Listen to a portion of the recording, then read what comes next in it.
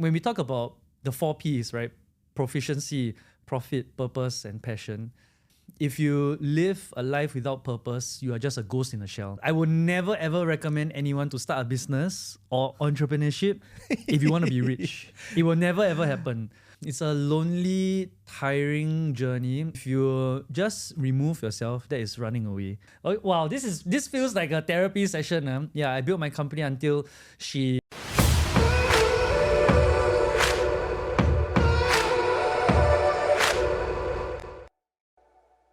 Hi everybody, welcome to the Epic Podcast with me, Edric Poon. Thanks so much for joining us. And in this season of the podcast, we are focusing very much on employer wellness. Yeah, you heard me right, okay? It's employer wellness, not the employee wellness or the benefits that you heard. Now it's about employers taking care of themselves. How are you going to do that? What's the main hustle? What it could do to you? And at the end of the day, right, what you need to do to be able to recover so that you can do this cycle all over again because we love the pain.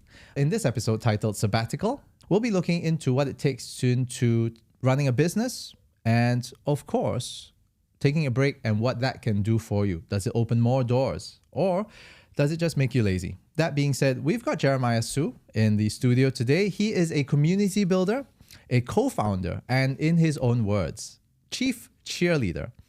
With his passion to building brands and businesses synergistically. He co-founded Superminted in 2014, and he's on a mission to spread the secrets of brand building. And the thing that gets under his skin the most is saying that a brand is just a logo. So enough gaslighting from me. That's as much gaslighting as I can do as the next guy. But thanks for being part of the podcast, Jeremiah. Hey, happy to be here, man.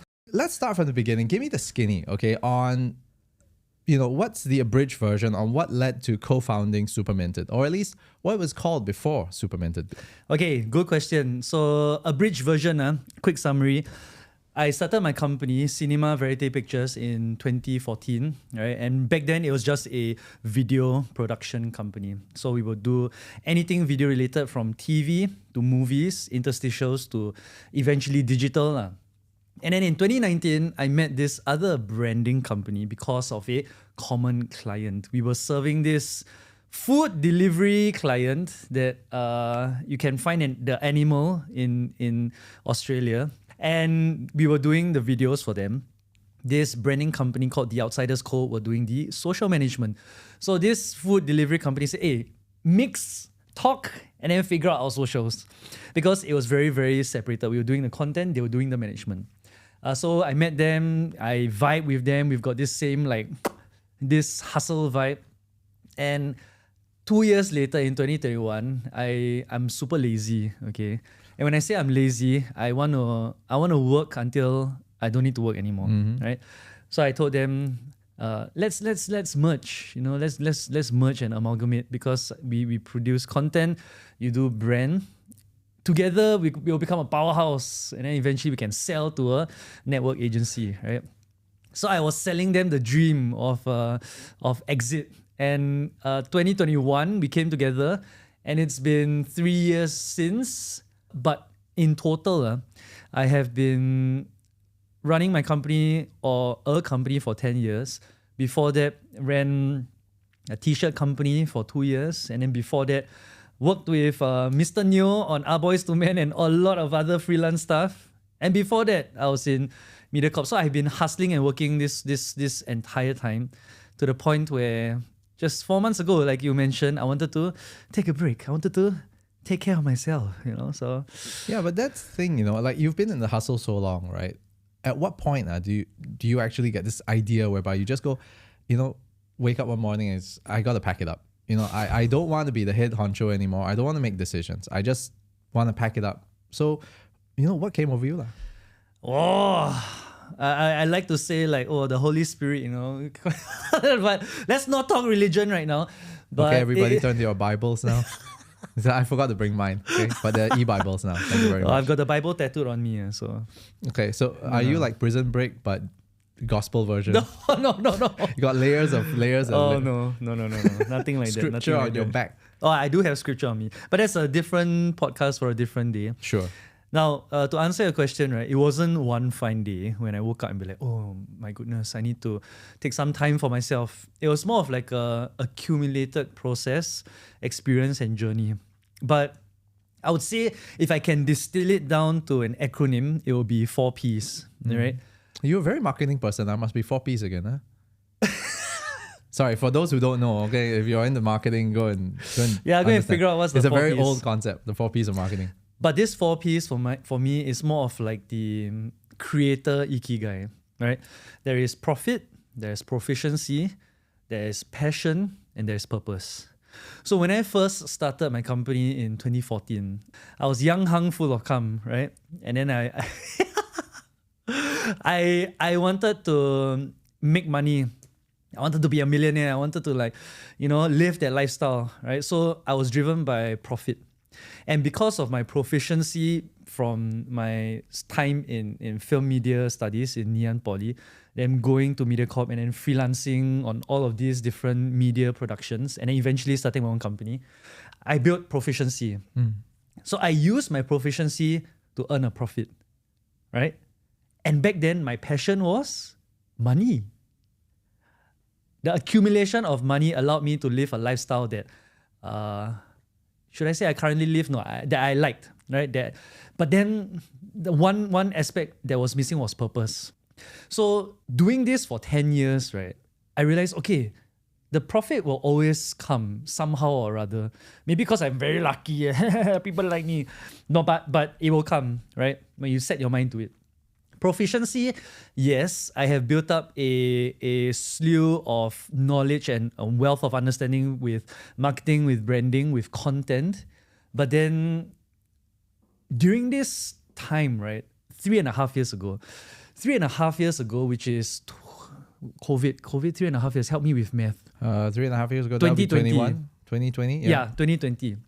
That was when I was actually invited to teach with Nosaya Yassin, who is the face of NAS Daily. And then he started an educational arm called NAS Academy. Right? So I was doing a lot of teaching LinkedIn, teaching business with Ritesh Agarwal, second youngest billionaire in the world. I taught with crypto people like Kovan, Meta Kovan, who's I don't know if he's still living in Singapore. Right? I taught content, I taught social media, I taught a lot of different areas of expertise. And I was like, shit, man, I really love this. I love teaching. I love mentorship. I love sharing knowledge, right? And to me, that became my new addiction and legacy. Because back then, when I was building my company, my investor, one of my investors whom I met, he was the first client, he asked me, Jeremiah, what do you want to achieve in life? And I was like, oh, I want to build a legacy. And then his immediate response, right, without breathing, he said, oh, Jeremiah, so you're saying you're a narcissistic egomaniac. I was like, how does legacy become a narcissistic egomaniac? I told him, I want to build a legacy for me so that, something will outlive me. But of course, back then I was young, I was full of myself, right? Egomaniac, megalomaniac, maybe even. Wow. Okay. But that actually got me thinking. And when he invested in my company in 2019, surprisingly, 1 year later, I was invited to teach. And when I did a lot of teaching, I realized something. That became my passion, right? Money, okay, whatever, it's secondary. The passion is really like having conversations with people and then impacting their lives so that they can acquire either secret knowledge and use that knowledge to live a better life. Whether it's get a job, build their personal brand, or have a skill set that some people don't even find valuable, like editing on CapCut. Such a simple thing. But it can open so many doorways for you, So that became my passion. And then during this time, right? Cause so me wanting to actually take a break from Superminted is a culmination of all these things. And then May of 2024, I just spoke with my business partners, and I was like, hey, I want to take a break. And we have people who we hired for succession to take over my roles in terms of sales, in terms of account management. So I told them, hey, you know what? Let me chill lah. We have people that can kind of like supplement my absence. So during this time, this is when I found my fourth P, purpose. The more I met people, the more I taught, the more I impacted individual lives, either through a small intimate gathering or through scale, 70 people online on Zoom. That became my purpose, And when we talk about the 4 Ps, right? Proficiency, profit, purpose, and passion. I feel that if you live a life without purpose, you are just a ghost in a shell. I completely agree with you there. One thing I do want to pick your brain about is, of course, you are finding out about your 4 Ps and you found your purpose in that sense, right? Yep. Do you also think that this is something to do with your transitions in life? Because if I were to take this and put this against, let's say, the Maslow's hierarchy of needs. Yeah. So the survival piece is the need for money, right? Because money is the tool for us to reach a certain level of comfort. Yeah. Right. So I noticed that your journey started off with that, with profit in mind, with the money in mind, to take care of things. Do you think that there was a deeper need in that area, or at least why was that the first thing on your mind? What was your background very difficult? Wow. This podcast is taking a turn real quick. Yeah, man. Digging into childhood trauma. Yeah, you want to lie down? What's your relationship like with your father?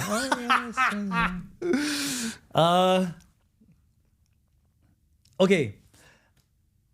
Very interesting question. Shucks, I didn't prepare for this, but... You didn't even prepare for any of this. Come on. Yeah, I mean, I came here with hot pants. Clearly, I wasn't... But it's very hot right now. It is. It's a very hot afternoon. Yeah.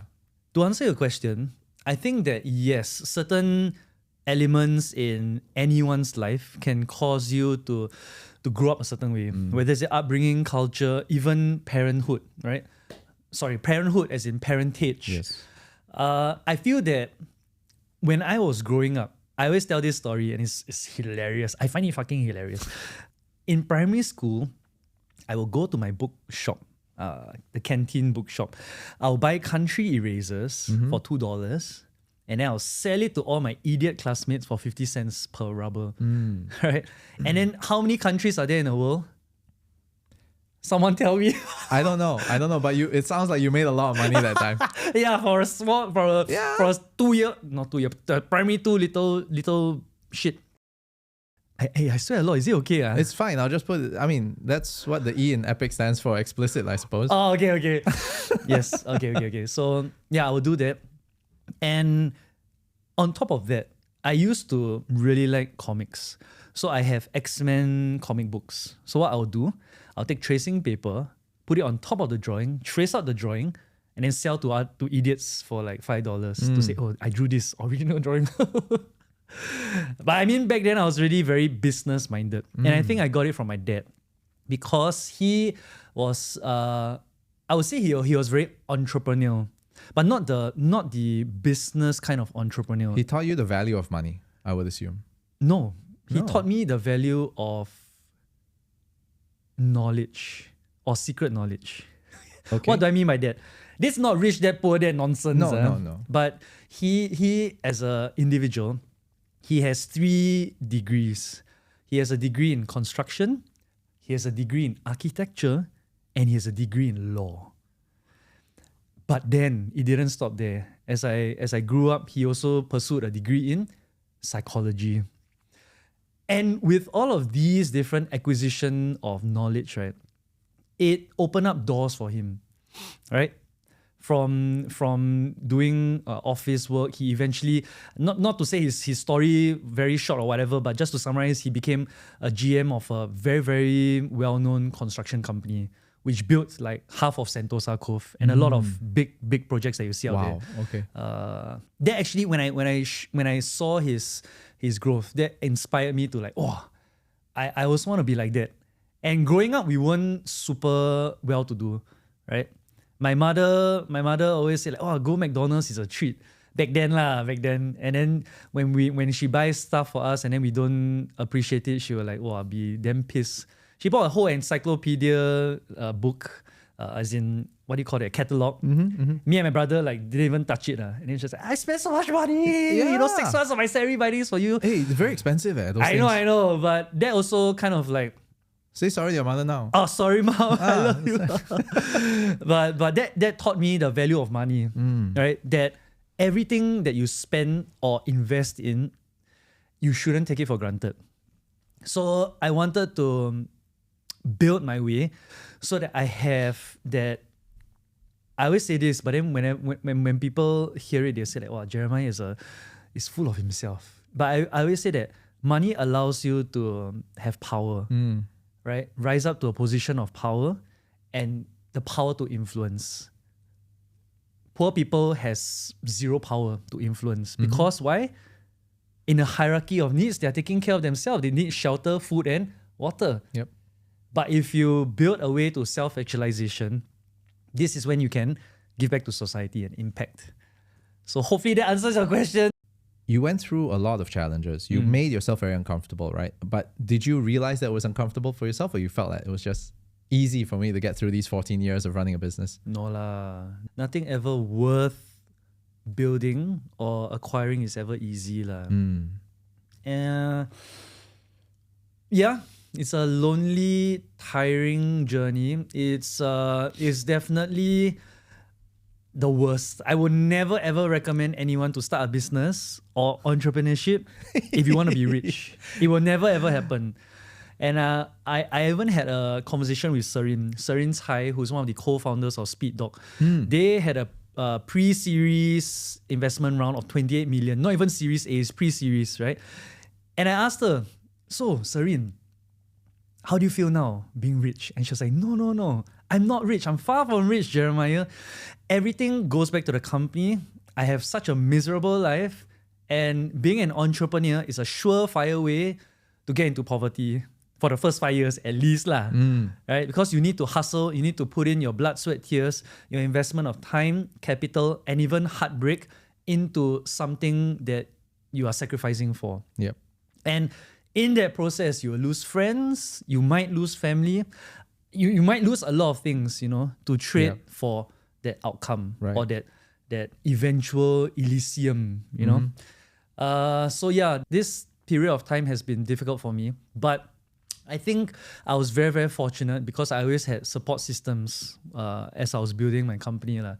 In the first 6 years, I was privileged to to have a first partner, right? Until she, this feels like a therapy session. Yeah, I built my company until she decided to find herself. Then we had to go through a divorce, which was that was my trade-in, right? Which is very, very, I would say pretty horrible, because I traded time, relationship for company and money, to the point that my first partner left me which was devastating. And then during that time, that's when I slumped into mega depression. And then I was thinking, should I even continue running my company? I've earned this, but I've lost so much more. But through that process, I found my second wife. Yay! Which is, I'm not something to yay, everybody find a second wife, right? Divorce is a 2 times in a lifetime thing. No. She actually brought me out of a very dark place, and we grew the company even more. From 2 of us to 4 to 16 to 35, and then she really helped me. So having a support system is definitely good and very, very recommended. But to answer your question, no, the first 14 years was not easy. And I want to get your hot take on this. I mean, all right, hot take. Sounds like you've probably thought about this before. Have I? In order to, anybody can be successful in a business, but in order to be truly great, you have to be obsessed with it. Yes, that is true. Right. But is your we have to define what's success, right? Yeah. Exactly. So mediocrity is the quickest road to success, right? And if you set low standards, you will succeed. Okay. But the truth here is that I think if, let's say, for example, you're really willing to just take bare minimum and everything and consider that success, you can make any business work. Yep. You really can, right? You could sell erasers. I'm sorry. I'm supposed to say erasers. I'm sorry. If you see, also can. Well, you could sell rubbers. That's a different thing, right? In our context. But the point is, you could make a business doing that. Margins are low, whatever. But you could still, if you don't take a salary, you're still profitable. And if that floats your boat, carry on. Yeah. But if you wanted to make it the biggest and the best, you have to be obsessed. Yep. Do you think that is required? Yes, 100%. And you've probably, I like what you said, you've walked that road. It has what the business has done for you, you've said, what the business has done to you, you've also said. Yep. Right? Yep. So now I just want to transit into the idea of, again, this sabbatical. What was your initial thought about what it was going to do for you? Is it just a rest, or because now you're very, very active on LinkedIn, you're doing the thing on NAS Academy, you're doing a lot right now. And it sounds like, is this really a sabbatical, or are you like going into a different phase of your career and just moving towards something else? That's a good observation, Edric.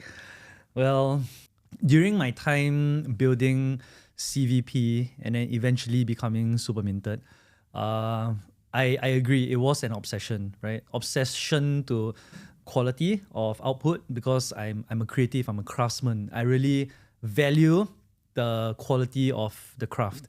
Obsession to money, of course, right? Who doesn't love money? If you don't love money, good for you, right? But to quote Mr. Beast, he actually said that why he inputs 4 million to 10 million in one single YouTube video is hyper obsession, because he is so obsessed and invested in his output that he trades probably quite a bit of life for that output and impact, right? Is it good for him? I wouldn't know. I don't know him, right? Well, you have that amount of money. I think it's pretty good for him, I have to say. Yeah, for a 26, 27-year-old, for a young guy. He's not 30 yet, is he? No. Oh my God. Yeah, he is young hung full of cum. But because of that obsession, right? When I wanted to take the sabbatical, the break, there was a lot of fear and uncertainty, because I'm very, very used to going to office. I love going to office. I love mingling with my tribe, with my colleagues, with my co-founders. There is a lot of energy. There is a lot of activity that you can do. And when I started my first day of sabbatical, I was like, fuck, man, what am I gonna do? Right? I literally spent the entire May sleeping. I'm not even joking when I say that, because after that, when I met people, they're like, wow, Jeremiah, what did you do? You look like 10 years younger. And I was like, yeah, 4 liters of water every day and just sleep. Yeah, I'll wake up, go gym, eat lunch, sleep, nap, wake up, do some chores, do dinner with my wife, and then watch some shows and then sleep. And that was my entire May. I felt super uncomfortable because I was very, very used to activity, right? And then when I continued to teach May, when we moved into June, July, that's when I started to get into the groove. Like, hey, you know what? Maybe I can turn my restlessness and eventual restfulness into, I'm trying to find another R word, revelation. Whoa. Into something that drives me, right? And this is, I wouldn't say that I'm busier now. I think that in terms of busyness, I'm as busy when I was in Superminted and out of Superminted. It's just dedicated and investing the time and effort into different activities. Yeah, because there is this phrase in Encanto, a Disney movie. I'm a Disney princess. I love Disney. Okay, there's this phrase in Encanto when one of the elder sister, right? She said that I do not feel useful when I'm useless, because she was losing her strength. Right, she couldn't carry the donkeys anymore, and then she felt like, damn. And the song is called Pressure. And then to me, that actually made me realize that, oh, if I'm not useful, I'm useless. But that's a very, very it is very destructive. It's quite extreme. Yeah, it's quite extreme. But then during May, that's how I felt. If I'm not useful, I'm useless. Right, just sleeping every day. But then, of course, with a lot of time to think for yourself, eat, pray, love, go to Bali. Sorry, I didn't go Bali. But I had this internal alignment and realization that, hey, you know what? I can use my brain and my energy and dedicate it to teaching and mentorship, which I'm doing right now. I love it. I'm happy. And I feel even more rested, even though I'm restless. Because you feel like this has reinvigorated you. It's really energized you in that sense. Another R, yes. Reinvigorated, refreshed, rebranded, revitalized, reinvented. Oh my God. Just don't regret, can already. Hey, no regrets, man. No regrets, right? Yeah, I have that tattoo on my body. No regrets, huh? Please, don't. Meet the Millers, good movie. Go and watch. Hi, everybody. We're taking a short break from the podcast. Now, I just want to take a quick minute to share a new service that I'm providing. It's an audio memoirs service whereby I hold your hand. It's a guided process where we take your life story and put that into a podcast. Details are in the link. Back to the podcast. I also wanted to just circle back about for those who are interested or thinking about sabbatical, and I'm sure that they will face the same kind of fears whereby, what do I do now? How do I leave this place? How do I even take that step forward and prepare for it? Wow. Like you mentioned that you have to put all the pieces in place. Yeah. So there are two parts to this. Number one is, what were the cornerstones that you had to set, the milestones for yourself first to so-called make yourself earn it? Yeah. Because nobody goes on sabbatical when they haven't earned it. Let's put it this way. That's just running away. That's a bit different. Yeah. But let's just say, for example, what are the milestones that you felt you checked off and you went, okay, I deserve this. Yeah. What did you need to see that the company would have to in place so that you would be your position would be so-called covered? Yep. Right. And thirdly, how did you develop the enough trust to go, y'all can do this without me? Okay. I only remember the second and the third question, but I'm gonna answer in no particular order. Okay, sure. So in terms of checklists, I think if you are a business owner and if you have a team, you definitely need to hire up. Like what Jack Ma always says, hire people who are better than you so that you can take that function away from you and then you can just oversee. Be on the business, not in the business. Right, that's one of the checkpoints. So when we hired head of sales or even account managers, we made sure that in terms of not open verbal.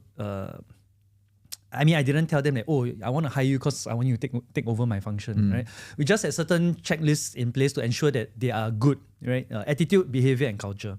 ABC. Yeah, I love acronyms or alliterations. So that's the first thing. Second thing, right, is having a very, very open discussion with your partners, co-founders, or business associates, whoever they are. Okay, tell them that, hey, I want to do this. What do you think?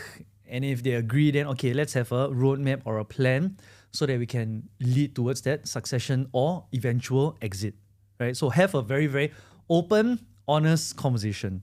If you can't, and if you have that fear, then maybe you're in the wrong company with wrong company.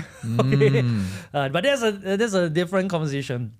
But that kind of leads to your third question about trust. About trust. Okay, so the third thing that you really, really need to do is to ask yourself what you want in life, right? Because I like what you mentioned. If you just remove yourself, that is running away. But if you remove yourself with the intention of specific goals that you need to achieve, then it's really more of a KPI or a KRA or a OKR. OKR, Yeah, right?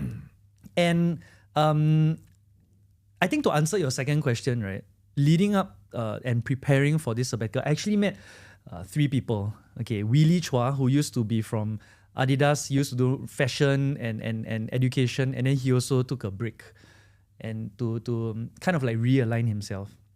I met up with him, we vibe very well. Second person I met was Derek Tan, who used to be from Vitsi, also came out, right? When he came out, he was really 9 months in sabbatical. And then I met him, I was like, I need to get him on the podcast, Derek. I connected with him recently, yeah. Okay, you will get him, don't worry about it. Yeah, so I met him, I was like, hey, so Derek, 9 months, how do you do it? And then I really asked him how he felt, what he was hoping to achieve from this rest. And building, or I would say stealing all of this wisdom for myself, for selfish reasons, so that I can also kind of validate and also reconcile my own inner demons to like, should I leave or should I not? The third person was Charmaine Tan. She didn't have a sabbatical, but she's still currently running her Quick Desk and Engages.ai. But she was also into education, which was something I wanted to move into. So I asked her, how did you start there? And it was very purposeful, all these conversations I had that eventually gave me the boldness, the bravery, the unabashed, unapologetic reason to say, hey, you know what, I want to take a break. And that leads to your third question, right? The trust. I'm very, very thankful that my business partners, they are proper human beings, okay, friends? Proper human beings. Huh? They're very understanding. They're very, very objective. And in terms of the three of us, we vibe very well. And we are really like the Holy Trinity, Father, Son, Holy Spirit. Each of us has a very... okay, let's not talk religion. Trinity, Neo... Trinity. Oh yeah, Trinity. And Morpheus. And Morpheus, yes. Oh my God, yeah. Right. And each of them had a very, very specific role in life and in the company. So hopefully that answers your question. But if you're a solopreneur, then maybe just take a holiday to Bali and then come back after 1 week, or run a remote company. That is the whole, what do you call it? What's that? Nomad. Digital nomad. Digital nomad, thank you. Yeah. I mean, that whole lifestyle is very unique. I mean, I myself, I would consider myself a solopreneur. Actually, it just means I can't afford to hire anybody else. Not yet. You can. No, the time will come. But if it's your objective. Yes, it is. But the whole idea of doing that, right, it's actually very tricky, because then I would counter that argument by saying, could this service that you're providing, right, run while you're sleeping? If it does, then you've got a winning business model for yourself. So that's one area of innovation that definitely needs to be discovered, in that sense, right? So, I mean, you've shared a lot in this podcast. Oh, a my lot of God. stuff. I've got great nuggets. I feel I'm rambling. No, Edric. it's fine. It's good. That's what editing is for, right? No, just kidding. Now, I want to get your take on this. You've been on sabbatical for how long now? 4 months. 4 months, right? And I want to ask you this. What has sabbatical done for you so far? And what's next for you? In terms of mental, physical, spiritual, educational, professional, personal, a sabbatical has actually helped me to grow all of these different 6 areas. Personal, I have a lot of time with my wife. She was on a sabbatical earlier than I was, okay, when she so both of you are on sabbatical together now?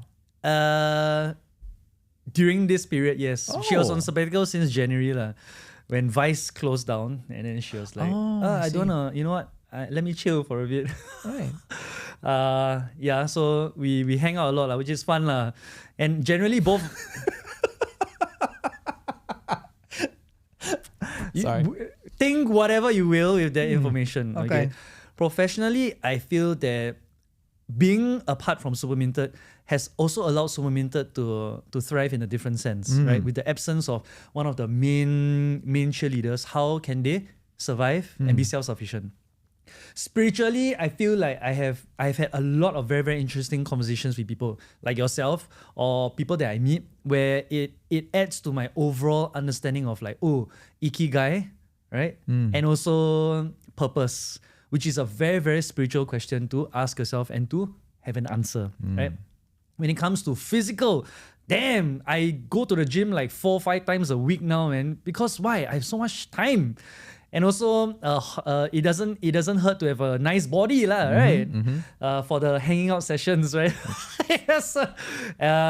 In terms of education, I'm reading books. I am, like I said, having conversations, which every new conversation is a new lesson It's in a learning. book in itself, I'm telling you. Lesson of life, and all that.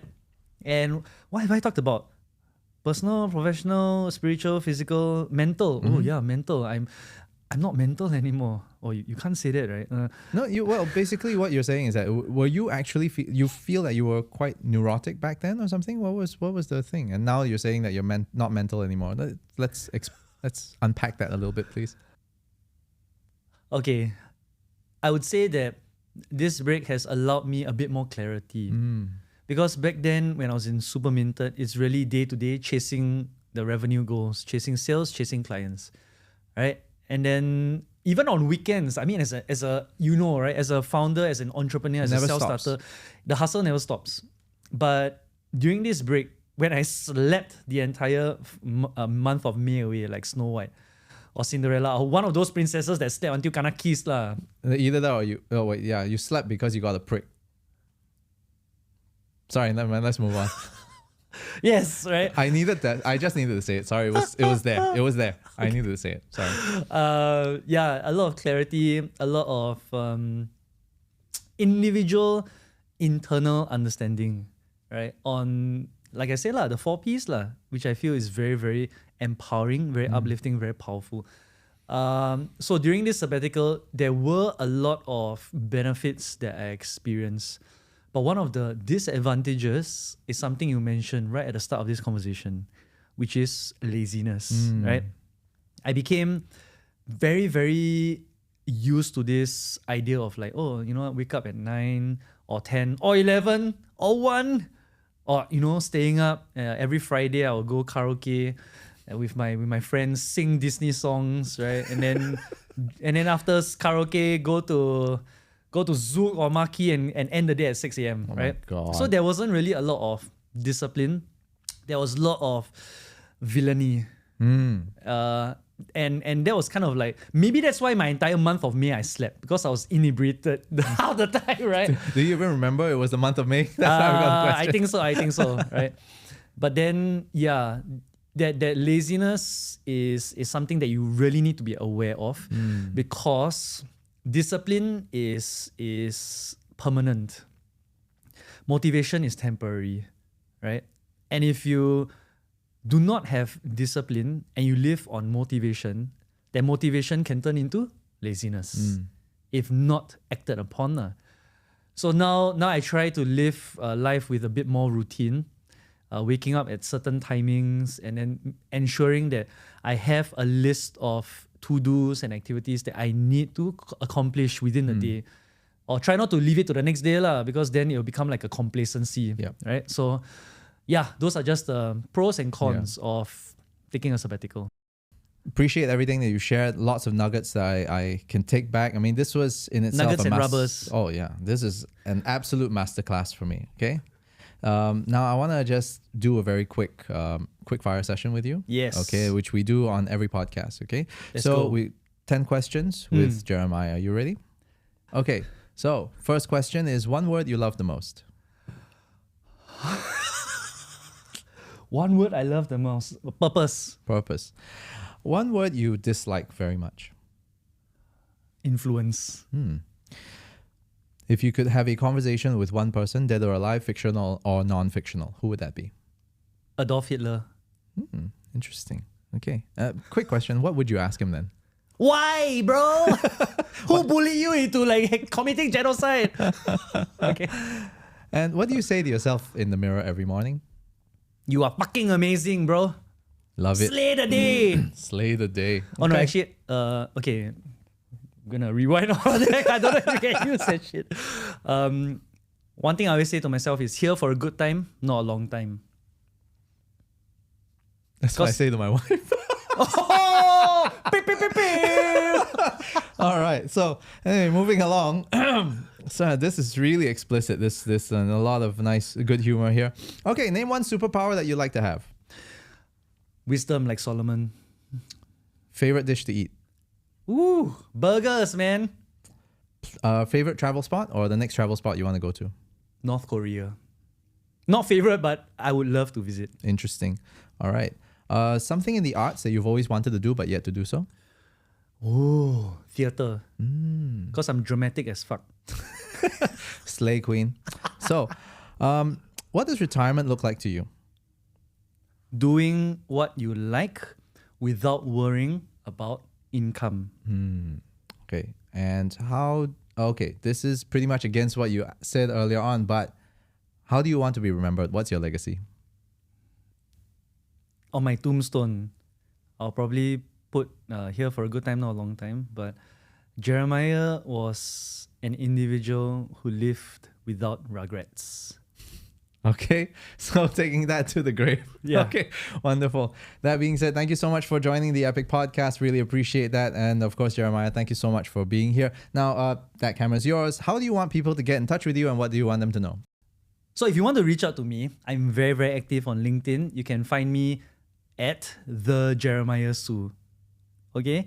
At the Jeremiah Su on all my social platforms. Twitter, Instagram, YouTube, Facebook, TikTok, LinkedIn, and even OnlyFans.